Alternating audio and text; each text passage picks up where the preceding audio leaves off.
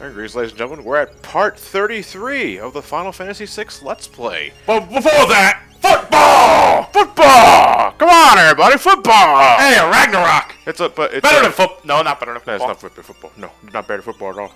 Sorry, Jim. But, yeah, so folks, Shit! But when we said we took a break, I meant a day. So, because we got the Dragon's Den all ready to good to go and record it now.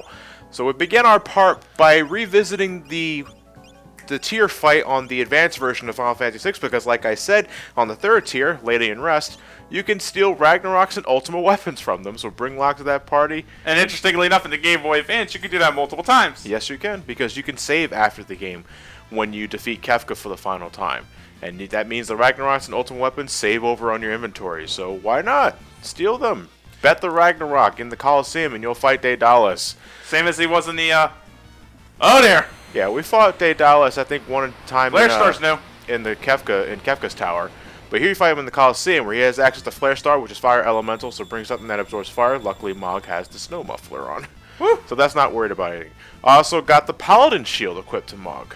Ah, you purified it off screen. Yeah, I purified it off screen in the advanced version because speed up feature, thank fucking God. Yes. So, Mog's magic block is right up there. It also means that he can defend just pretty much everything. Blaster is a physical instant death attack. So luckily that's something we can avoid. Because Daedalus, is one of those enemies that by itself is quite dangerous. But if you have a high enough evasion and M block, you should be able to wipe out Daedalus just fine. And he is a weak to Holy. So Mog with the Pearl Lance, and if he jumps, which is random. Yeah, that's the downside to the Coliseum, which I'm glad nobody fucking does anymore. Mog, and nobody's watching, honey. everybody's watching. They all throw tomatoes watching, at it. they don't care. Now they throw dried fruit tomatoes. Yeah. Why do they always bring lettuce and tomatoes? But with him dead, you get the Lightbringer. Also known as the Illumina in the original Super Nintendo version of the game. Fuck Who right. cares? It's the best sword in the game. Yes. Like, bar none. Look at the stat buffs. You get +7 to all your level up stats too, I believe. Yes. And including magic defense and evasion. Magic block, that's, again, you want to raise that to max capacity in the Super Nintendo version, 128 or above. That means nothing short of unblockable attacks is touching you. Unfortunately, near the end ridiculous. game, that's all unblockable. Yeah. So how many times did you keep going through the Kefka shit? Just once. I would have gone through it so many times. At least 3 times. Everybody should have a Lightbringer. Everybody should have a Lightbringer. Even the non-sword wielders. Here, Go. Here's your own Lightbringer. And you get a Lightbringer. And you get a Lightbringer. Fuck yeah. All right. Ouch. Rematch with Siegfried. Round 2, motherfucker. And this battle basically boils down to don't see hyperdrive. Yeah. And you know what? This fight sucks because of that. That's Shin Megami Tensei in a nutshell. It's all whether or not Siegfried uses hyperdrive, which is unblockable non-elemental magic attack. Alright, you know what? Fuck it. Hyperdrive. Yeah, it's exactly, it's like he brings a sword to a gunfight, and he decides not to use the gun. And he just runicked. Yeah. Oh, but good point. Hyperdrive can be runicked. Oh wow, that's weird. But in the Coliseum, crapshoot. Yeah, right. It all depends on whether or not Celeste wants to use it or not. So I'm here. Here I am sitting down because it's on autopilot. Right. And I'm hoping I'm hoping Celeste with the Lightbringer equipped does a regular attack and Pearl, Holy, because the Pearl is going to do max damage. Because the Lightbringer is one of those swords that always does critical hits at the cost of MP. I have this image of you sitting here watching this with betting slips in your hand. Yeah. My money's on Siegfried. What? I'm sorry, honey, but I'm just thinking realistically. That would be a good way to go about it. Put a shitter character in here you haven't used so that you can easily win the bets. Yeah.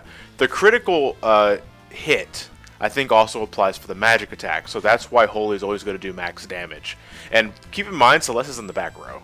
Ow! So it only works out for the end. And again, look, I'm blocking almost all of Siegfried's physical attacks. I'm just praying I don't run into hyperdrive. But Siegfried, I believe, has nearly 30,000 HP. He looks like he has a grenade launcher. It does, yeah. I can't make out his gun on the left arm. It looks like it's wrist-mounted. Yeah. Maybe a precursor to the gun arm kind of thing? Yeah, it's like sort of like what Deadshot rocks in the Arkham series. I get more kind of like a Dyne vibe here with that gun. Yeah, if it was strictly a gun arm, well, it might as well be. I don't think he's using the left arm for anything else. You also got to hold the cape up, and you won. Yeah, and I won, thank Christ. And I got a Tintina Bulum. Hey, we already had 2 of those in the earlier playthrough. But You can bet Tintina Balloons for, I believe, well, I'm going to do it anyway, relatively soon. Let me see, you can get, growth eggs. Fuck By yeah. Fuck right. betting Tintina Balloons. So if you want to, equip your whole party with growth eggs to get double the experience output and hit the dinosaur force, you can get to high levels pretty soon. In fact, that's what I did a bit off screen. Everyone is around the high 40s to around low 50s. Because, ladies and gentlemen, we are now heading into the advanced exclusive bonus dungeon. This is going to be the Dragon's Den. Do you have behemoth suits on, I have behemoth suits on Strigel, Realm. I have snow mufflers on Mog, Gao, and, well, Mara already has one equipped. I was about to say, where's Celeste? And Gao just takes a break. Yeah, Gao takes a break. Rest easy, Gao. You've done your part. Forever. Yeah. We're bringing Gogo with us. Of all people. Yeah. Well, I think Gogo's the only one we really haven't shown off properly yet. Umaro had his chance to shine in the cultist tower of all things. And in that fan art. Yeah, and in the fan art, yeah.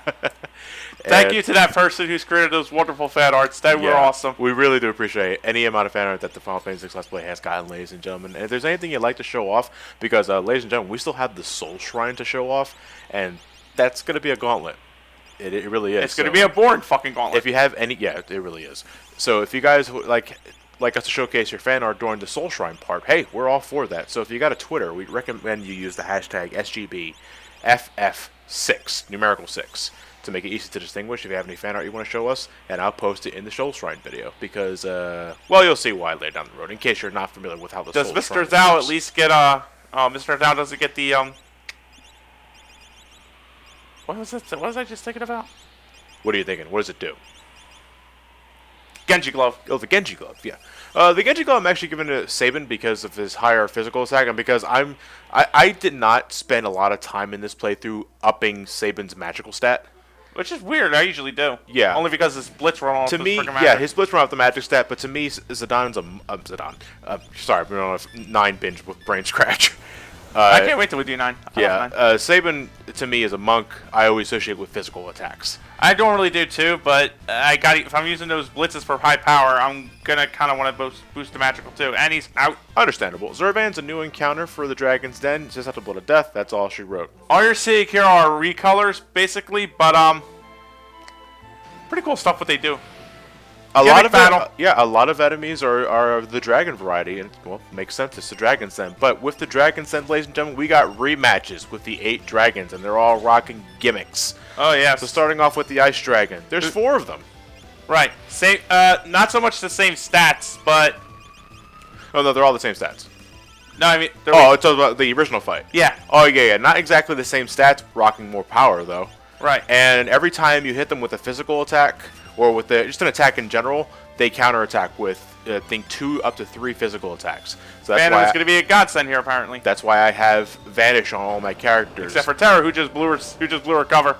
Yeah, Terra was blowing her cover, but she's going to be doing premium damage with Faraga, and I'm multi-targeting all the Ice Dragons, which is generally a no-no with this fight, because you attack all 4 of them at once, all 4 are going to counter simultaneously with physical attacks. But you're invisible. But I'm invisible with the other characters, and Terra is rocking the Paladin shield, and her evasion and magic block are really high up, so she's going to be blocking a lot of those attacks, as you can see right now.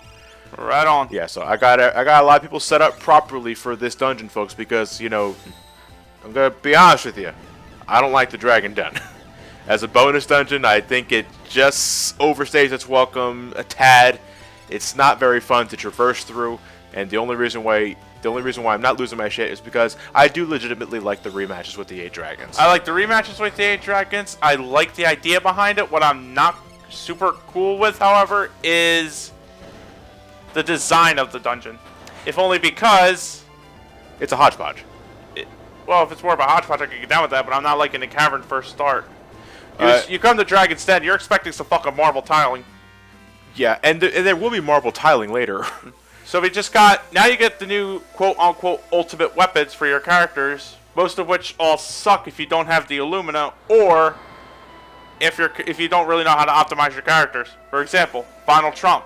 It's alright for Setzer if you're doing the final dice, if you're doing the fixed dice sort of thing. It's obsolete. Yeah. And Matt brings up, that is a good point that Matt brings up. A lot of the ultimate weapons are not exactly ultimate. And I know how Gilgamesh feels. Right. In Final Fantasy, was it 12? He had replicas of all that shit? Yes, that he did. Yeah. So Except for... I don't even know if his Tornasol was real. which one? What sword was that? That's the 12 sword. Oh, okay. That's his Sunflower Blade he gets. But I don't even think that was real, I think. Yeah. If you went out of your way to steal Ragnarok's and bet it for Lightbringers in the Coliseum up to like 3 times for Terra, Celeste, Locke, Edgar, anybody that could wield a sword, then there's nothing else you can do for them because Terra's Apocalypse, Celeste's Save the Queen, Edgar's was it Longinus? They're great, but they don't supply the same buffs that the Lightbringer gets. Because again, Lightbringer's a +7 to pretty much fucking everything. Not only that, the Longinus in particular is a letdown because it doesn't have jump boost. It doesn't get the jump boost. Yeah, that's exactly right. It doesn't get double damage with Dragon Boots. And that's weird. By the way, you can also fight some enemies from Kefka's Tower here. Like namely, the Great Behemoth. like Great Behemoths. You want to know why I hate running into Great Behemoths? You can't fucking run from these battles. Yeah, Sometimes and they always die with the meteor spell. not all the time. There's a slight. I think there's a slight percentage on they'll die with meteor. I have to look at the algorithm again. But you know, another reason why I don't like the dragons in particular because sometimes I just want to get a move on, and the only character that can avoid random encounters entirely is Mog with Molulu's charm. The others just have like a shorter hit rate for that. Yeah, the others are, I'm going around the dungeon with the other party members, and I run into a battle, and I was like, oh, okay, I'll just hold down the L and R trigger so I can run away. Oh, shit, it's Great Behemoth. I can't run away from that. Or there are other encounters that I can't run away from, and those just bog the pace down tremendously. Absolutely. The fucking landworms. And all they're really supposed to do is just burn time. That's all they do. Yeah, that's all it is, because you're more than enough for them. Because they're not a threat. It just bogs the pace down, and I hate it. But I think the Great Behemoths and the Landworms are the only offenders of that. You can run away from pretty much everything, such as, actually, the Zergons, which we fought earlier, and the Villias. The Villias are a new encounter for this dungeon, but I'm going to have a hard time remembering exactly what they do. I think they counter magical attacks, but I don't remember at the top of my head because the normal encounters in the Dragon's Den, besides having really goofy fucking colors, are nothing spectacular. However, since a few enemies in the Dragon's Den are rematches from Kefka's Tower, we can also run into like Dark Forces here too. So it's another good shot for Strago to keep learning his magic. And I'm happy to say, off screen, I was able to get Strago's one of Strago's ultimate blue spells, Quasar. I don't have that here just yet because I get it off screen. But I love Quasar because it's pretty much like I think it's a stronger Grand Delta. A stronger Grand Delta? So what the fuck was the point of the goddamn quest? Yeah. Well, Grand Delta is easier to learn because Heiden's always guaranteed to do it after you kill his Heidenites. Quasar, you have to either learn from the goddess, who may or may not do it, or you gotta wait for Dark Force to choose it from his pool of attacks, which takes for fucking ever. Well, it was a good thing for me I was able to get mine when I learned it from the goddess. Yeah. Hey, you take whatever you can get. Exactly. So, yeah, the Dragon's Den is much like the Phoenix Cave and Kefka's Tower and how you progress. You choose 3 parties. They have to flick switches for the other party to go here and here and here and here.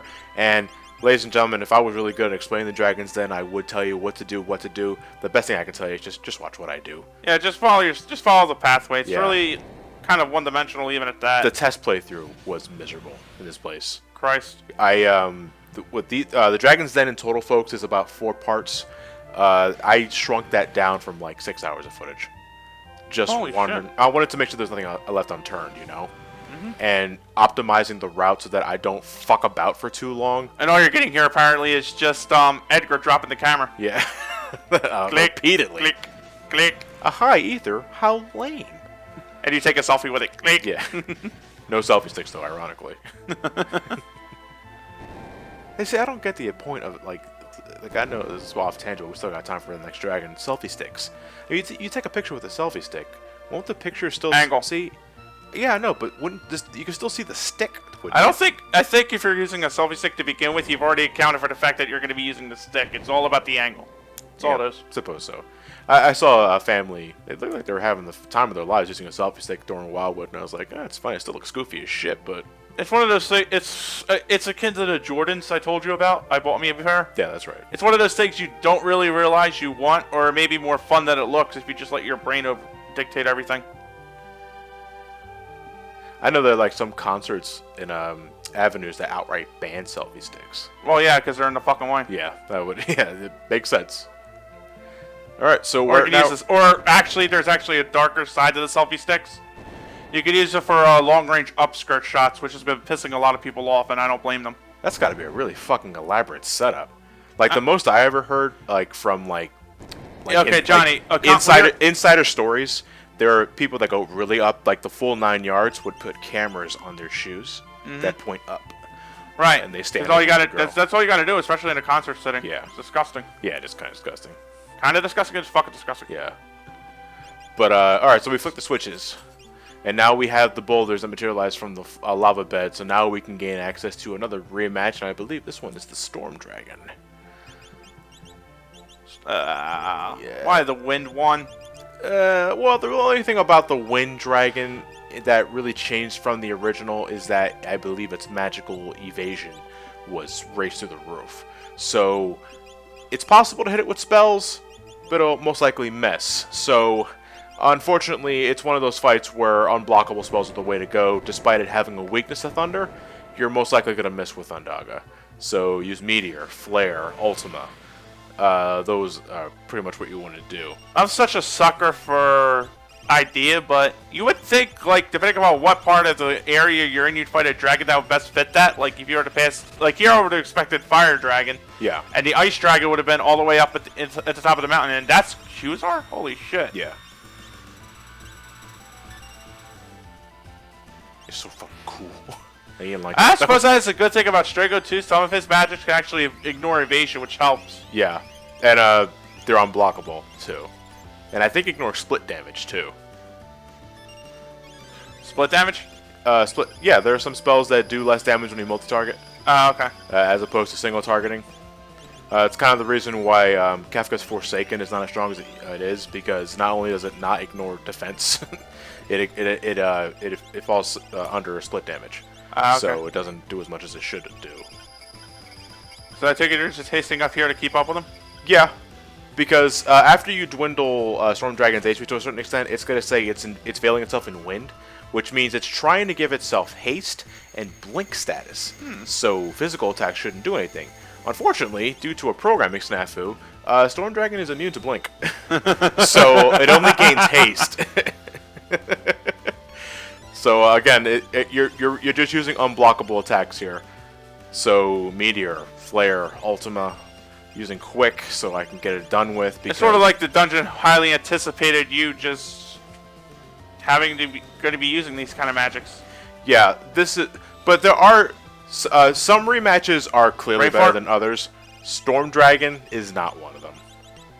I like the gimmicky Storm Dragon battles. I like the gimmick battles here too, to an extent. Like, I think some of them can be really interesting and fun. Yeah, but and then you got some that really mean fuck all when you think about it. Yeah, and this being one of them actually. Yeah, it has a high as hell magic evasion stat to Thunder magic. By this point, you have Ultima and 7 other ways to do it. Yeah. So why bother? So the Dragon and Storm, yeah. So speed and evasion increase. That means it's giving itself haste and blink. It's immune to blink, so nothing happens. And Gogo shows Realm how to hit it with Thunder. And it's the killing blow to boot. Yeah, it's the killing blow too. And that's 2. Then he moonswalk back into position.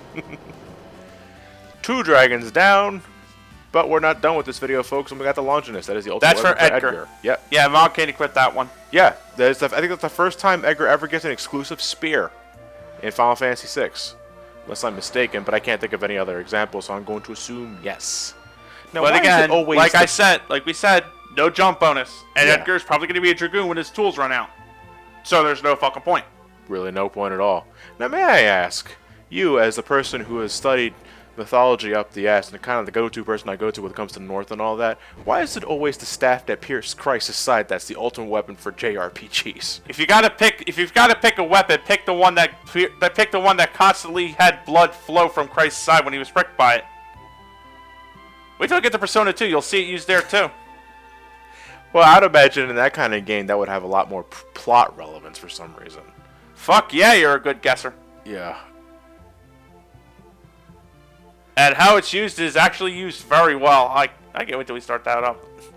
Oh, Well, what do we got up here? all right. That is the rematch with the Earth Dragon. But before Dark Durgan? Dirt Durgan. No, it ain't Dark Durgan. You know, yeah, you're right. Well, no, we're playing the advanced version, so now it is Earth Dragon. Or Earth Dinosaur. Dirt Durgan's a relic of the past, baby. But before we head to the Earth Dragon, if we head to the right here, we got our first save point. And that red star up there is not a warp point like it was in the Phoenix Cave. That is actually where you can switch your party members. When you get all 3 of your teams in the same room, you can switch parties out. So you can, you know, reformat your formation and all that shit. So you can take on the Dragon's Den, whatever kind of group you want. It's a good place. It's a good little breather room. I like that. But I'm not switching anything because for the sake, I'm pretty much comfortable with this party as is. Locke has 2 ultimate weapons because fuck you. Yeah. It's like Rambo with 2 AKs and a fuckload of bullet straps. Okay, so now we got Earth Dragon, round 2. And boy, oh boy, they really upped the physical attack stat for the Earth Dragon. That's all he's fucking about. Yeah, and the Earth Dragon now absorbs Earth magic. I know it sounds really fucking weird, but you know, guess what? He was not immune to Earth damage in the original fight. So now every time he does Quake, or he restores health. So that's not good. So to an extent, at this point, odds are good you're gonna damage him damage him farther than he's gonna heal himself. So. By the way, off screen, I may have showed the menu for a second there. I re-equipped everyone with Gaia gears, which you should still have at this point. So I'm gonna be absorbing all of the Earth elemental attacks that Earth Dragon does. However, that still won't do diddly dick against his physical attacks. And even in the back row, folks, we're still talking about 3,000 HP. So have Phantom. Yeah, have Phantom on. I still think that'll neutralize with Quake though. If it neutralizes with Quake, you have the Gaia gears for that. Yeah, no, but the Quake spell will wipe out the Vanish effect. Oh shit, yeah, you're right. So then you have Auto Flute. Yeah, I have Angel Wings on Cap with the Gambler. Yeah, but like I said, this is one of those cases where a good setup can make him trivial. Yeah. Ouch! And that was before he became enraged. But Cap of the Gambler cares not about your physical attacks, Dirt Durgan. Yes, I said it. I know your real identity, Dirt Durgan. Oh, I thought I was being smart. He found me out. Yeah, but the Cap of the Gambler, with the imp equipment, says fuck all to Earth Dragon's physical attacks. And throws the dice. And with the he challenges fate by rolling the dice. And he's also the reason why I gave him the Angel Wings on, because with the imp equipment, I can't absorb any of the Earth attacks. Right. So it's good to give him the Angel Wings. Now, the Angel Wings are an accessory that you get in the World of Balance in the Auction House. Once you're in the World of Ruin, you can't get them in the Auction House anymore. So hopefully you have at least one pair. And if you give them to an imp, then they can pretty much win this battle single-handedly. So what you've just got there is the God Hand, Saban's ultimate weapon. Sounds great, up until you realize 2 things. One, doesn't do much for his magic stat, which if you're using his blitzes, you should be using, and it's only 5 points higher than his regular weapon. Yeah, Tiger Fangs is only slightly weaker, and I think Tiger Fangs also gives him a boost to his magic. It does. And I think it's Holy Elemental, ain't it? Or is that Dragon Claw? Claw? God Hand is Holy Elemental. And so is Dragon. It's pretty much a stronger Dragon Claw. Right. Makes you wonder what the fuck the point is. Next. Let's say God Hand was the name of a mid-tier weapon for Tifa in 7. That's actually one of her better ones if you're not doing her ultimate weapon, because it's 255 accuracy. You can spam Death Blow. It never misses, yeah. Right, so you can spam Death Blow with that. But if you're an asshole like me, what I like to do is the Power Soul method. Give her the Power Soul and the Cursed Ring. Yeah, I love Power Soul. I love that too. Yeah. Wait, didn't I teach you that during the 6 Plus play? I mean, during the stream? Dark now? I mean, during the 7 stream? What, the Power Soul method? Yeah. No, a few people in the chat mentioned the Power Soul method. Great. And I love it. Yeah. Before that, I was all about using Death Blow with Vincent's, what was it, Sniper ST? CR. Sniper CR. What did I say ST? What am I thinking of? The Super Shot ST. Super Shot ST, there you go. Which I don't think I ever used. No, I don't even remember what it does. Powerful weapon, no materia growth. So it's like one of those ancient temple weapons. Yeah. Well, no, it had materia slots, just no growth. No growth, okay. Which is like Tifa's Master Fist. Would have been more health, which is actually not a bad choice for her, considering I almost never have her use materia at the end game. I mean, outside of maybe summon magic, because summon doesn't reduce the attack strength. Yeah. Alright, folks, but that about does it for the first part of the Dragon's Den. We all got a save point here. All the girls are back together. So when we join up, we're gonna do the second part of the Dragon's Den. Because again, this shit is 4 parts long. 4 parts long of Quite this a shit. dungeon. It is quite a dungeon. It's a beefer. And again, that red star is something you can use to switch your party members when all 3 teams are in the same cavern. So let's see how I change things up at the beginning of next part. See you then.